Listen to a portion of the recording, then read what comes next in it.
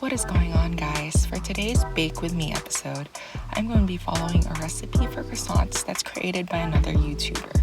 I'll put the link to his video down in the description box below if you're interested in following his recipe too. His video is much shorter and shows all the quantities you need for the ingredients. I won't be placing the ingredient quantities because I didn't come up with this recipe on my own. Instead, I wanted to show the struggles of making this type of complicated pastry or bread to contrast it to how simple and easy sourdough bread making is. So this is actually 2 days worth of work condensed into a 12-minute video. Also, croissants are my absolute favorite type of pastry or bread because it's flaky like a pastry but also fluffy and soft like bread. So I really wanted to learn how to make it myself. But as you'll see, it's incredibly frustrating to make. So let's proceed with the struggle. As you saw, I started out with warm water and rapid rice yeast, and I set that aside while I added salt, sugar, flour, and egg yolk in a large mixing bowl. I was also melting the butter on the stove while I was doing all this. So then I added the wet ingredients to the dry, and I stirred to combine.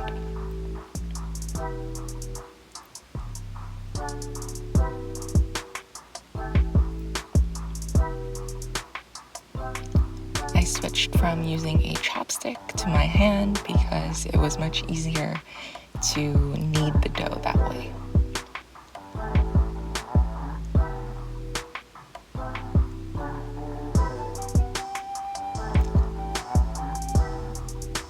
Okay, so as you can see, the dough is really sticky, and I'm gonna have to clean it up later with a bench scraper. But I'm slapping it against the counter here to remove some of that stickiness, which is going to be a hindrance if it's still sticky later on. So that's what I'm doing here. Alright, so you'll see me scrape it up with a bench scraper to gather all those little dough pieces into a dough ball.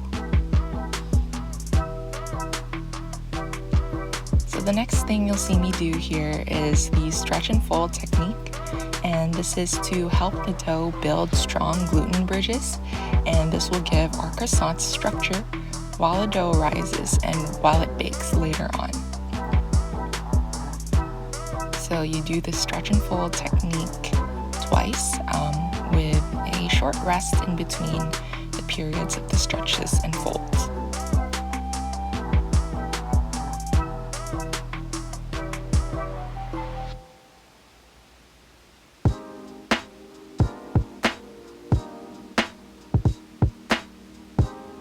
So this is the second stretch and fold.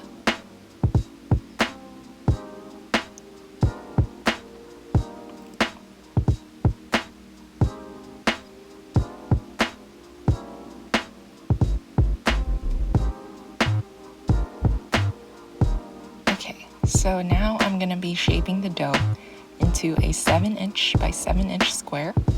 And how to do that is with a tape measure, a rolling pin, and some wax paper.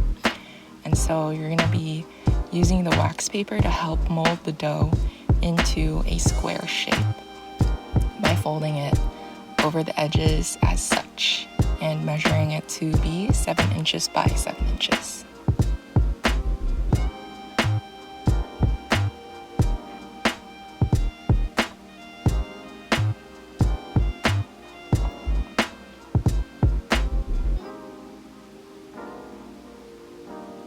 You try to be as exact here as possible, so that's why I was using a tape measure to make sure that it was actually 7 inches by 7 inches, but I think it was slightly over, but it ended up being okay, I think.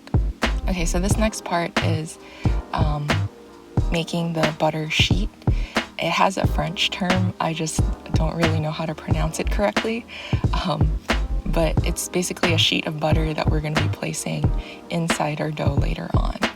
So you'll see me whack the butter into shape in a bit and subsequently fail into making it into a 4-inch by 4-inch square. Yeah, this is kind of where the struggle started. So you want the butter to be cold. That's why you're whacking it into shape instead of gently coaxing it if it were room temperature. Right, so the butter got stuck to the wax paper here, so I decided to switch to a new sheet of wax paper, and also I made the butter too big, so this is me reshaping it into the 4-inch by 4-inch square.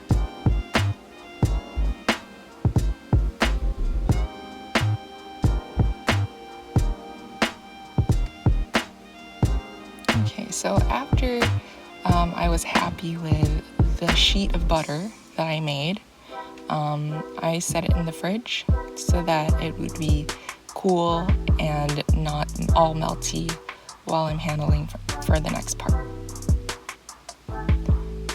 Yeah, I decided this was close enough. It's not exact, but it should be exact.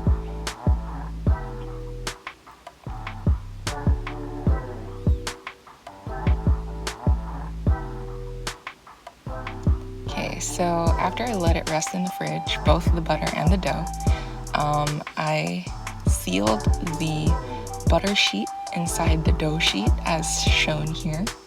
And I think this part went relatively well. You see no parts of the butter is poking through the dough, and it's completely sealed in that dough. So I let this rest in the fridge again before handling it for the next part.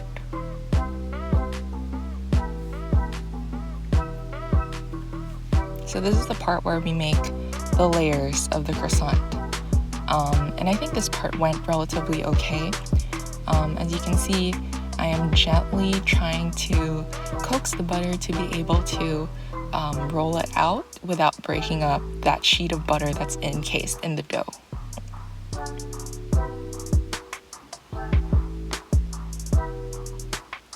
So I'm rolling it into a rectangle so I can fold the dough over itself, and this is how you make the layers.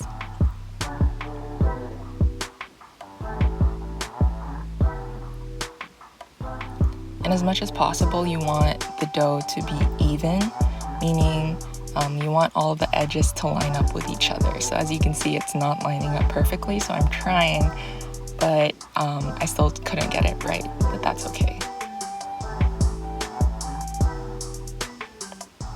So I'm going to be rolling this piece into a longer and thinner strip,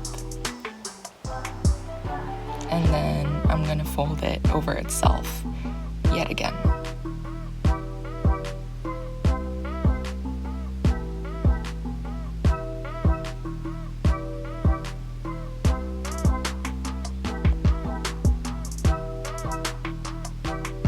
Okay, so with that step done, I'm gonna be putting this in foil this time.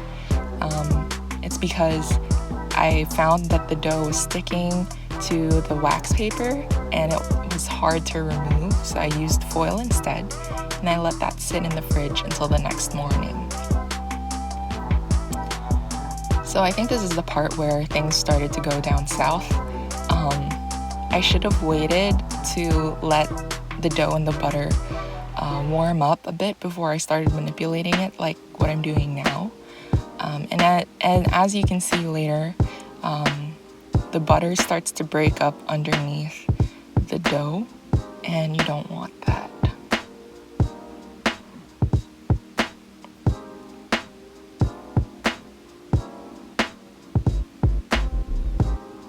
Yeah, you can definitely see it on the edges.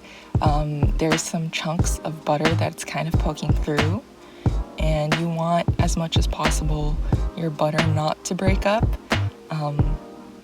because that's what's going to help give it the nice flaky layered structure that croissants are known for.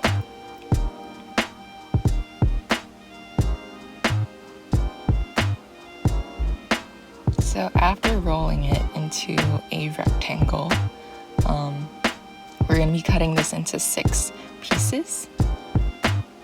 So we use the tape measure again to mark the dough where I'm going to be cutting it.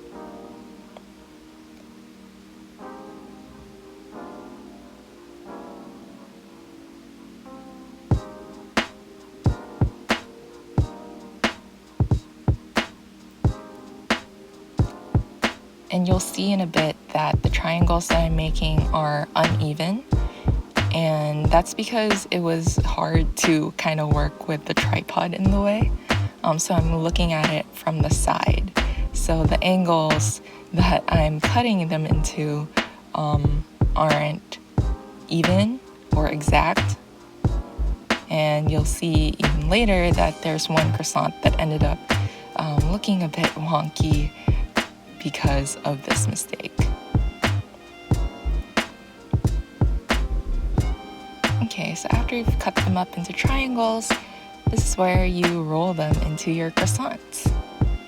And I'm tapering the edge so that it's thinner than the other parts of the dough, so that when you roll it up and seal it, it doesn't like stick out and cause it to unfurl.